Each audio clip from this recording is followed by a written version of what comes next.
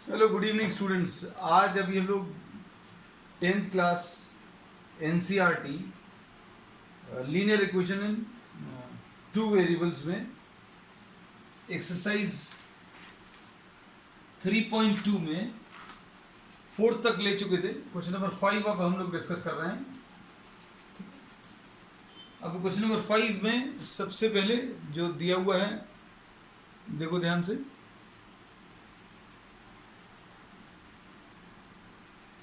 Question number 5 में क्या दिया? half the perimeter of a rectangular garden whose length is 4 meters more than its width.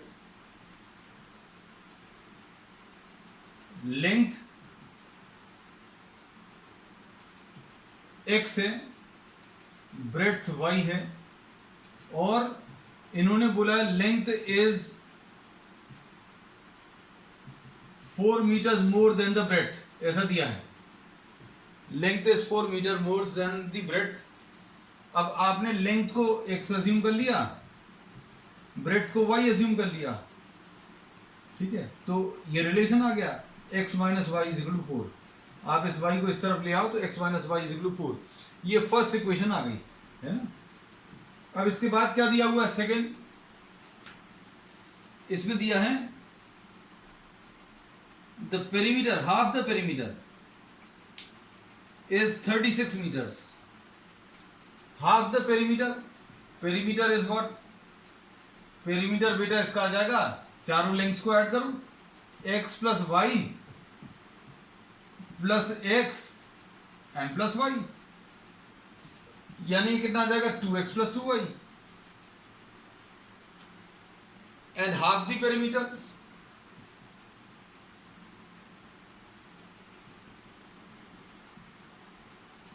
To x plus 2y। half the perimeter is given equal to 36। half the perimeter is given equal to 36। अब इसमें कितना आ जाएगा? Simplify अगर आप करें तो 2 common मिलेगा, 2 नीचे ऑलरेडी है तो x प्लस वाई, तो इसमें ये 2 और 2 कैंसिल होगा, तो दूसरी equation x plus y equal to 36 ये आ गया है ना। अब आपको अगर इसको सिंप्लीफाई करना है, देखो एक चीज और अभी हम आपको सिखा दें बेटा, ध्यान से सुनना। आपको अगर कोई भी इक्वेशन दी हुई है, कोई भी इक्वेशन, उसमें सबसे ज्यादा इजी जो पॉइंट्स रहते हैं ड्रॉ करने के लिए, x की वैल्यू 0 और y की वैल्यू 0 है ना। अगर आप फर्स्ट इक्वेशन ले लें, अभी हम थोड़ा सा इसको अलग लिख दे रहे हैं दोनों इक्वेशंस को, अच्छे सुनना बेटा, क्योंकि हम रोज कोशिश करते हैं कुछ आपको कुछ नया मिले यहां से। जैसे अभी हमने इसमें ये बोला कि x minus y equal to 4 है और दूसरी x plus y is equal to 36। हमने बोला आपको सबसे ज्यादा इजी पॉइंट्स कौन से हैं? आप एक बार x को 0 ले लो, एक बार y को 0 ले लो, और अगर इनमें आपको फ्रैक्शन में वैल्यूज मिल रही हैं, आपको देखते ही साथ समझ में आ जाएगा, तो हमको रफ में नोट कर लो। रफ में क्यों नोट कर लो वो भी अभी हम आपको बता देंगे, है ना। ये देखो, जैसे एग्जाम्पल के लिए x की वैल्यू 0 अगर आप रखोगे तो x की वैल्यू 0 रखने पर 0 माइनस वाई इक्वल टू 4, यानी कि y की वैल्यू माइनस 4 आ जाएगा। ये पॉइंट आ गया। अब 0 कॉमा माइनस 4 आपको मालूम होना चाहिए कहां पर लाई करता है, ये y एक्सिस के ऊपर लाई करता है ना। तो अब हम लोगों ने इसको नाम a दे दिया, y को 0 ले लो। y को 0 अगर आप ले लें तो y को अगर आप 0 लोगे तो x की वैल्यू 4 आ जाएगी। ये कुछ भी मतलब ऐसा नहीं है जिसमें कंफ्यूज होने की जरूरत हो, क्योंकि किसी को ऐसा लगे अगर, तो भाई हमारा वो मेथड तो काम का है ही, कौन सा, कि आप किसी एक टर्म को दूसरी तरफ ले जाओ तो 4 प्लस वाई ऐसा लेकर ही कर लेना। अगर इसमें जरा सा भी कंफ्यूजन लगता है तो आप बिल्कुल मत फॉलो करना इसको। लेकिन अभी हमने बोला ये मेथड क्यों यूजफुल है, ये भी अभी हम आपको बताते चलेंगे, है ना। अब जैसे इसमें अगर आप वैल्यू सब्स्टिट्यूट करो तो कैसा कुछ आएगा? टैबुलर फॉर्म में वैल्यूज को find the dimensions of the garden. इसमें x की वैल्यू अगर आप 0 ले लें तो y की वैल्यू 36 आ जाएगी, और y की वैल्यू 0 ले लो तो x की वैल्यू 36 आ जाएगी। तो ये वैल्यूज है, और नहीं लेना है तो फिर अभी हम लोगों ने बोला आप कुछ ऐसी वैल्यूज ले लीजिए। अब जैसे 36 तो बहुत बड़ी वैल्यू है, प्लॉट करने में आपको दिक्कत जाएगी, तो आपको क्या करना है बेटा, आपको कुछ ऐसी वैल्यूज लेनी है जिसमें इनको प्लॉट करना आसान हो जाए। अब देखो जब आप ये 4 वगैरह प्लॉट कर रहे हो तो 4 के कंपैरिजन में इधर की वैल्यूज बहुत बड़ी आने वाली है, तो इधर ग्राफिकल सोल्यूशन जो है हम कभी एडवाइस नहीं करते, लेकिन चूंकि अभी हम लोग ये जो एक्सरसाइज कर रहे हैं वो ग्राफ पर बेस्ड है, इसलिए कराएंगे इसको ग्राफ से ही, है ना। तो अब इसमें अभी हम लोग अगर देखें तो x की वैल्यू आप थोड़ी सी बड़ी सी ले सकते हो, x की वैल्यू 15 अगर ले लिया तो y की value 21, these values are still very large. x की वैल्यू सपोज 20 ले लें, x की वैल्यू 20 अगर आपने ले लिया, x की वैल्यू 20 अगर आपने ले ली तो y की वैल्यू 16, क्योंकि इन दोनों को ऐड करने पर कितना 36 आ रहा है। अब हम एक चीज का सजेशन जरूर देंगे कि ये देखो ये 4 के मल्टीपल्स हैं, ये भी 4 के मल्टीपल्स हैं, और ये 4 का मल्टीपल है, तो आप आगे भी जो वैल्यू लें वो 4 के मल्टीपल्स ले लेंगे तो ज्यादा अच्छा है। जैसे एग्जांपल के लिए x की वैल्यू आप 24 ले लो, x की वैल्यू 24 अगर आप ले लोगे तो y की वैल्यू 12 आ जाएगी, है ना। तो इनको प्लॉट करना आसान रहेगा, किसके 4 के मल्टीपल्स को। कैसे आसान रहेगा ये देखो, अब यहां पर आप क्या करेंगे, ये जो एक डिवीजन को अभी हम लोग 1 के बराबर लेते थे, अब क्या करेंगे इसको हम लोग 4, 8, 12 ऐसा कुछ ले लेंगे, 4, 8, 12, 16, ये 20 और ये वाला 24 ऐसा कुछ आ जाएगा। और इधर पर y की वैल्यू 4, 8, 12, 16, 24, ये देखो ये वैल्यूज लेना ये आपको अच्छे से समझ में आना चाहिए। ये क्वेश्चन अभी हमने इसलिए भी डिस्कस किया, देखो हर एक क्वेश्चन में आपको नया कुछ सीखने को मिल रहा है। अब क्वेश्चंस भी इसमें दिए हुए इस टाइप के हैं कि कोई रेपिटेशन नहीं है बहुत ज्यादा, क्योंकि इसमें क्या चीज पता चली कि आपको स्केल थोड़ा सा चेंज करना पड़ेगा। स्केल अगर आपने 36 वही हर एक डिवीजन को अगर 1 ले लिया तो 36 पता नहीं कहां आएगा, आपके ग्राफ पेपर के बाहर आ जाएगा, है ना। अब इसमें यहां पर क्या करेंगे, x की वैल्यू ये -4, -8, -12, यहां पर ये -4, -8, -12, इसको प्लॉट करो 0, -4, एक पॉइंट ये आ गया, 4, 0 एक पॉइंट ये आ गया, इसको ज्वाइन कर लो तो ये कौन सी वाली लाइन आ गई, x - y = 4 आ गया। इस लाइन के ऊपर आपको इसको लिखना भी है। फिर उसके बाद नेक्स्ट है x की वैल्यू 16,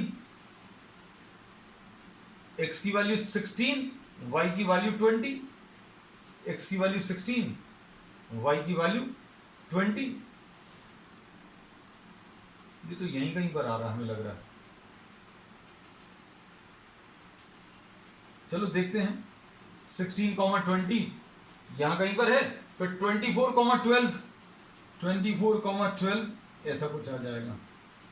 तो अभी आप एक एग्जैक्ट डायग्राम ड्रॉ करके देखना, तो ये कितना बोला अभी हमने, 16, 20, 16, x की वैल्यू 16, y की वैल्यू 20, नहीं x की वैल्यू 16, y की वैल्यू 20, अच्छा इधर अलग आ रहा है।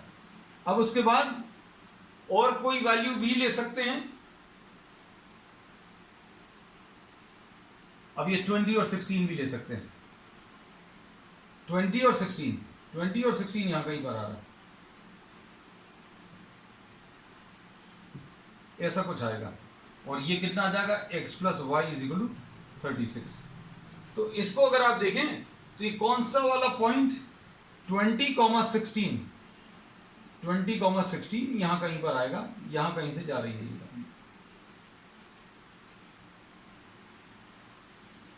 16, 20 यहां कहीं पर आएगा, तो इससे नहीं पास हो रहा।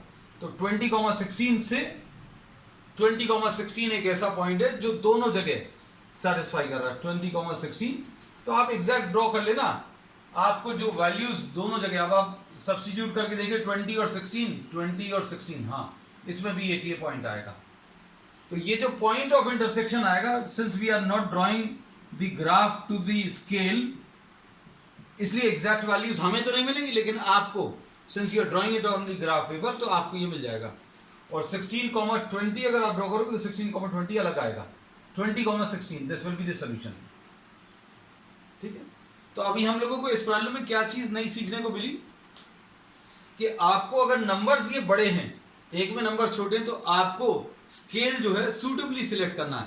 अगर एक डिवीजन को अगर आप 1 मार्क करते हैं तो ये ग्राफ जो है, ग्राफ पेपर पर ये बहुत दूर तक वैल्यूज चली जानी थी। ठीक है, नेक्स्ट क्वेश्चन। अब आगे के ये क्वेश्चंस बहुत अच्छे हैं, सिंपल हैं, लेकिन थोड़ी सी कॉन्सेप्चुअल हैं। देखो,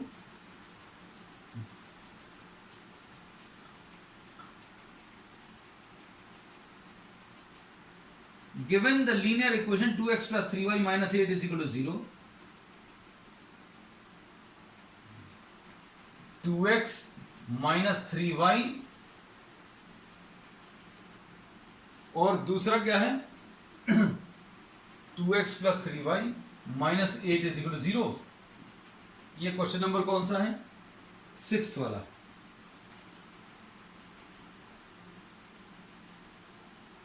Eight is equal to 0. Write another linear equation in two variables such that आपको इसके साथ एक इक्वेशन और लेनी है such that it is forming what? Intersecting lines। और एक इक्वेशन इसके साथ और लिखनी है such that this is forming coincident lines, such that another equation along with this is forming what? Parallel lines। Concept आपको मालूम होना चाहिए। कॉन्सेप्ट क्या है इसमें बेटा? कोइंसिडेंट लाइंस के लिए लाइंस एकदम आइडेंटिकल होती हैं, मतलब एक लाइन की इक्वेशन डबल या ट्रिपल लिख लो तो अपने आप बिल्कुल सही आ जाएगा। मतलब इसको कैसे लिखेंगे? अगर कोइंसिडेंट लाइंस बनानी है, एक ये दी है तो दूसरी अभी आप क्या लिख सकते हो? 4x plus 6y minus 16 is equal to 0। एक आंसर ये हो सकता है, इसके बहुत सारे आंसर्स पॉसिबल हैं, ये फर्स्ट आंसर। एक और आंसर अगर लिखना है इसी का, कोइंसिडेंट लाइंस का, और क्या हो सकता है? 6x plus 9y minus 24 is equal to 0। एक और अगर आंसर लिखना है तो आपने क्या किया, इसको 2 से मल्टीप्लाई किया, पहला आंसर लिखा, 3 से मल्टीप्लाई किया दूसरा, 5 से मल्टीप्लाई कर लो, 10 से मल्टीप्लाई कर लो, ऐसे बहुत सारे आंसर्स आ जाएंगे। पैरेलल लाइंस मतलब कोई सोल्यूशन नहीं आएगा। पैरेलल लाइंस में कोई सोल्यूशन नहीं, इसका मतलब क्या है? आप 2 से मल्टीप्लाई तो करो।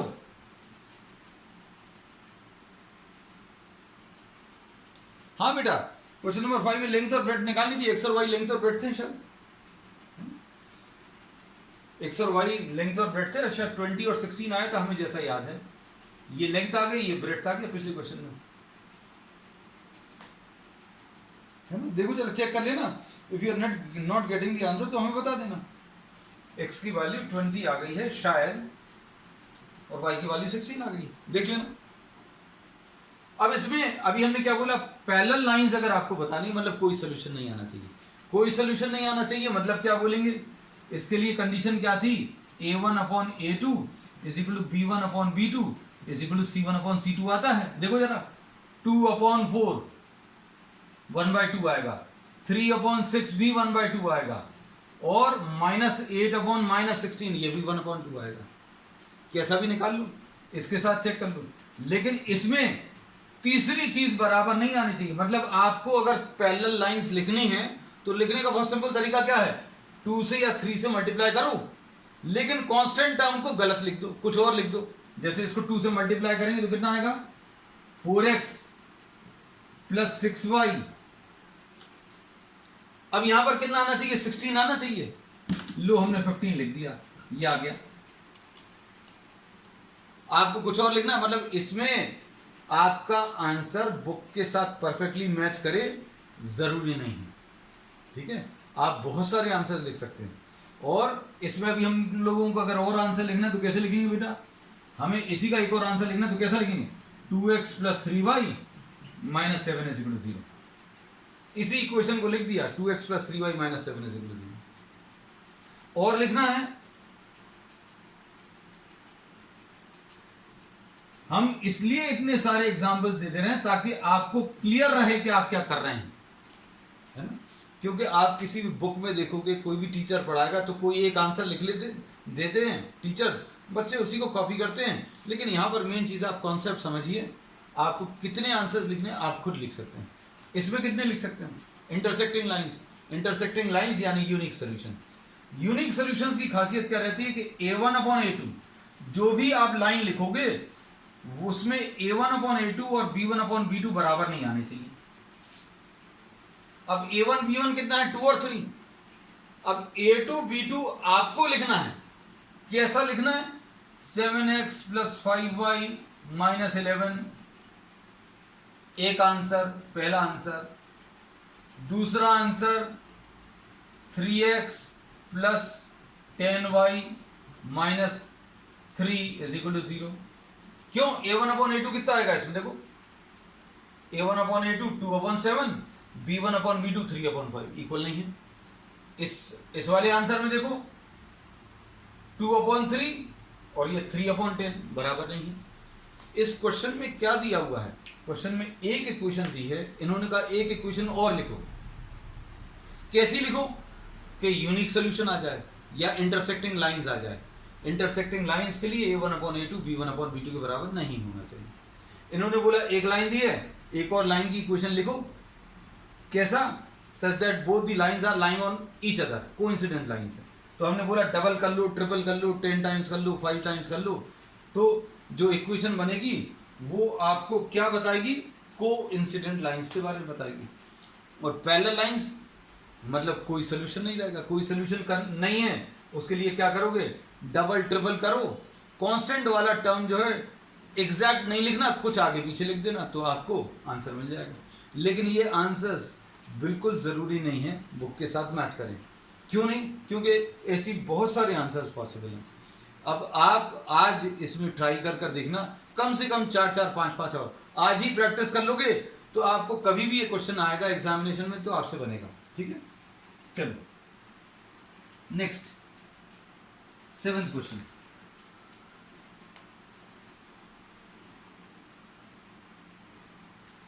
हाँ, ये 7th question very important.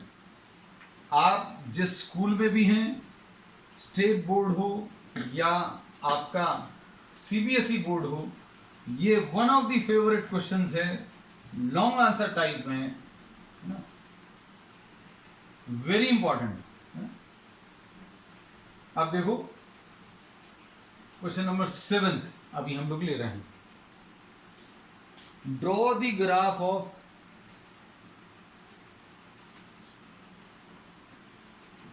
x - y + 1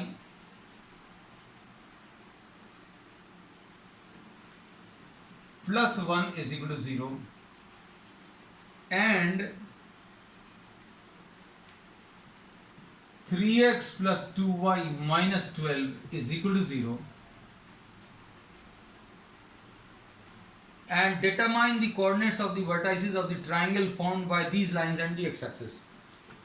चलो अब इसको अभी हम लोग ले रहे हैं बेटा। अब इसमें अभी हम लोगों ने ये कहा था, एक जैसे जैसे आपके कॉन्सेप्ट्स आगे बढ़ रहे हैं, हम आपको कोशिश कर रहे हैं कि कुछ नई चीज़ें पता चलें। हमने बोला कि आप x की वैल्यू 0 और y की वैल्यू 0 रखकर एक बहुत सिंपल तरीका रहता है आपको लाइंस को ड्रॉ करने का, है ना। इसमें कहीं पर कुछ भी गलत नहीं है। x की वैल्यू 0 अगर लोगे तो क्या आएगा, सोच कर देखो। x की वैल्यू 0 अगर लोगे तो y की वैल्यू 6 आ जाएगी, और y की वैल्यू 0 अगर आप ले लोगे तो ये 0 हो जाएगा। 3x = 12 आ जाएगा। 3x = 12 यानी x की वैल्यू 4 आ जाएगी। देखो ये पॉइंट्स प्लॉट करना बहुत आसान है। नहीं तो आप क्या करोगे, ये तो करना ही है, आपको मालूम है 2y = 12 - 3x। इसमें क्या बोला था अभी हमने कि आप ऐसे वेरिएबल को उस तरफ ले जाओ जिसके साथ कोएफिशिएंट बड़ा है। तो 2y और 3x में से x के साथ कोएफिशिएंट 3 है, y के साथ 2 है, तो y को इधर रख लिया, तो y की वैल्यू 12 माइनस 3x अपॉन 2। ऐसा भी कर सकते हो, ऐसा करते ही आ रहे हैं। x की वैल्यू 0 अगर आप ले लोगे, ये देखो x की वैल्यू 0 रखोगे तो y की वैल्यू मिल जाएगी। ये भी टेबल ऐसे ही आएगी, मतलब कुछ अलग नहीं आएगा, लेकिन ये 0 वाली वैल्यू जल्दी मिल जाती है। x की वैल्यू 0 रखो तो y की वैल्यू 6 मिल गई। अगली वैल्यू कौन सी लेनी है? इस x की वैल्यू में डिनोमिनेटर ऐड कर लो, 2 ले लो, 4 ले लो, 6 ले लो। अब इसमें 2 अगर आप रखोगे तो 12 माइनस 6, 12 माइनस 6 यानी 6 आएगा, 6 डिवाइडेड बाय 2 यानी 3 आएगा। 4 अगर रखोगे तो 0 आ जाएगा। आया वही है। अभी हम एक पॉइंट और लिख ले रहे हैं बस। अब इसके बाद इस वाले को देखो,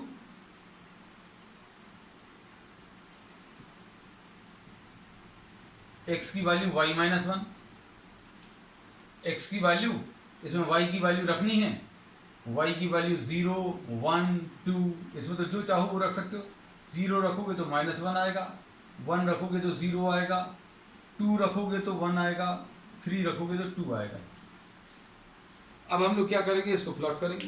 ठीक है, अब अच्छे से देख लेना बेटा इसको, है ना, दिस इज इंपॉर्टेंट। अब इसमें देखो बेटा,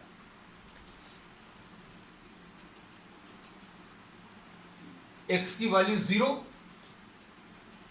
1, 2, 3, 4, 5 and 6।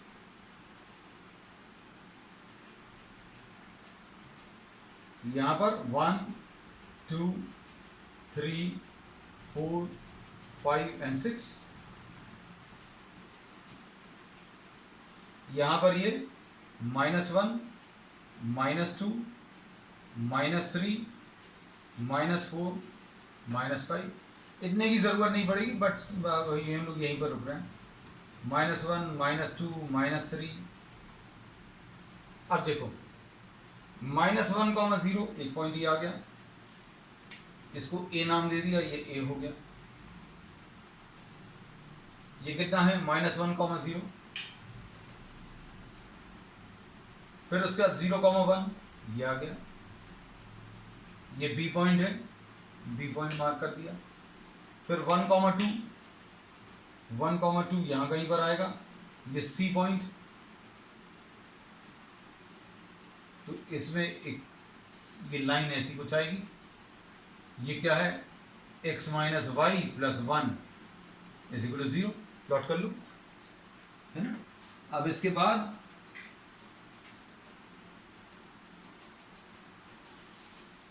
x minus y plus 1 is equal to 0। Plot कर लिया। अब उसके बाद दूसरी वाली, x की वैल्यू 0, y की वैल्यू 6, ये आया। फिर उसके बाद x की वैल्यू 2, y की वैल्यू 3, 2 और 3 इसका सोल्यूशन है। हाँ ठीक है, ये इसी के ऊपर लाई करेगा।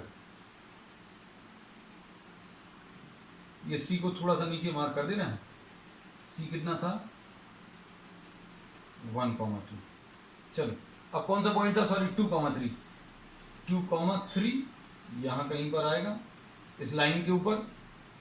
फिर उसके बाद 4, 0, तो ये कौन सा है, d है, ये e है, ये f है। तो ये d हो गया, ये e हो गया बेटा, ये f हो गया। ये कौन सी वाली लाइन आ गई, लाइन में दोनों तरफ एरो जरूर बनाना बेटा। ये कौन सी आ गई बेटा लाइन, ये आ गई 3x plus 2y minus 12 is equal to 0। ठीक है बेटा। अब देखो इन्होंने क्या बोला था, अब इन्होंने ये बोला था कि ये जो लाइंस हैं और x एक्सिस मिलकर जो ट्राइंगल बना रहे हैं, वो ट्राइंगल ए ई एफ, इसके कोऑर्डिनेट्स मार्क करो। तो देखो ए के तो कोऑर्डिनेट्स मालूम है, ई के हम लोग लिख दे रहे 2,3 ये लिखा हुआ है, और एफ के 4,0, बस ये काम था। You have to mark the coordinates of the triangle formed by the two lines and what the x axis. अब हम क्या कर रहे हैं, इसको शेड कर दे रहे हैं, ये है। अब बोर्ड में एक तो कोऑर्डिनेट्स लिखने को आते ही हैं, फिर एरिया ऑफ द ट्राइंगल भी पूछते हैं, ऐसा भी बोला जाता है। इसमें नहीं पूछा है, find the area of the triangle formed by the lines and the x axis. Lines का और एक्स एक्सिस का जो ट्राइंगल बन रहा है उसका एरिया बताना। अब एरिया देखो बेटा, ये 4 है, ये 1 है, तो ये टोटल 5 आ गया। तो area will be half base. Base कितना है बेटा, ये 1 है, ये 4 है, तो ये टोटल हम इसको लिख दे रहे हैं हाफ ए एफ, इधर एन लिख दे रहे हैं, half A F into E N. A F अगर आपने ग्राफ ड्रॉ कर लिया होगा साथ में, तो ये 1 है, ये 4 है, तो मतलब ये 5 आ जाएगा। और एल्टीट्यूड इसकी शायद 3 आएगी। अब डायग्राम हमारा एकदम परफेक्ट नहीं है, है ना, आपका डायग्राम एकदम परफेक्ट बनेगा, चेक कर लेना। हाँ 2,3 है, हाँ ठीक है बेटा, एकदम परफेक्ट, ये 7.5 आ जाएगा। अब इसमें जरूरी नहीं है आपको ये बोला जाए कि triangle with the x axis. आपको अगर इसमें बोला होता triangle with the y axis, तो triangle with the y axis अगर आप देखो, तो अभी हम इसकी ये शेडिंग अलग कर दे रहे हैं। क्वेश्चन अपना कंप्लीट हो गया। कंप्लीट यहीं पर हो गया था जब अपन ने इसके कोऑर्डिनेट्स लिख लिए थे। ये वाला जो पार्ट है ये हमने एक्स्ट्रा कराया है। एक्स्ट्रा इसलिए क्योंकि ऐसा बोर्ड में आया हुआ है। बोर्ड में कैसा आया हुआ है कि find out the area of the triangle. This is what area of triangle of lines and x axis. Lines and x axis.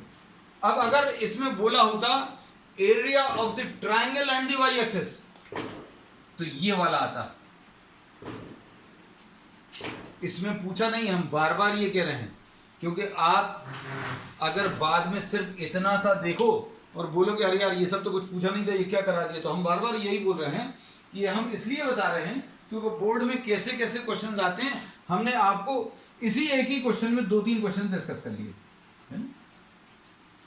अगर ऐसा पूछा होता find the area of the triangle formed by the lines and the y axis, तो ये base कितना आ जाता है, base इसका 5 आता। 5 क्यों आता बेटा, देखो ये पूरा 6 है, ये 1 है। आप अपने ग्राफ पर काउंट करके देख लो, आपके पास ज्यादा आसान है। Half into 5 into altitude. Altitude इसका शायद ये 2 आएगा, ये देख लेना ये 2 है क्योंकि हमारा डायग्राम मेरा परफेक्ट नहीं है। Since I am not drawing this with the help of a scale और a graph paper, your diagram will be more perfect. So just see to this whether this is 2 or not. तो ये area 5 आएगा, ठीक है। अब इसमें जो जो पॉसिबिलिटीज हो सकती थी वो अभी हमने बता दी, ठीक है। अब इसको करने का एक नया तरीका अभी हम लोग नेक्स्ट क्लास में करेंगे, और वो क्या है, वो है सब्स्टिट्यूशन मेथड। इसका नाम सब्स्टिट्यूशन है, मतलब ये बताएगा कि आप किसी एक लाइन में से x या y की वैल्यू लेकर दूसरे में सब्स्टिट्यूट करना, ठीक है। तो उसका थोड़ा सा इंट्रोडक्शन दे रहे हैं, बाकी फिर अभी हम लोग नेक्स्ट क्लास में डिस्कस करेंगे। जैसे x की वैल्यू इसमें से निकालें, y -1 आ जाएगी, y भी उधर चला गया, 1 भी उधर चला गया, इसमें रख दो 3 इंटू x की जगह y -1 plus 2y -12 is equal to 0, ऐसा कुछ आएगा। और कितना मिलेगा बेटा, 3y - 3 plus 2y -12 is equal to 0, ऐसा कुछ आएगा। ब्रैकेट्स ओपन किए, और 3y प्लस 2y कितना आ जाएगा बेटा, 5y -3 and -12 will be -15 is equal to 0 और 5y is equal to 15 आएगा, y की वैल्यू 15 डिवाइडेड बाय 5, तो y की वैल्यू 3 आ गई। y की वैल्यू 3 अभी आप इसमें रख दो, यही सोल्यूशन अभी हम लोगों ने निकाला था, है ना। So this is all about what the substitution method and the problems of which we'll be discussing it on the next time. That's all for today.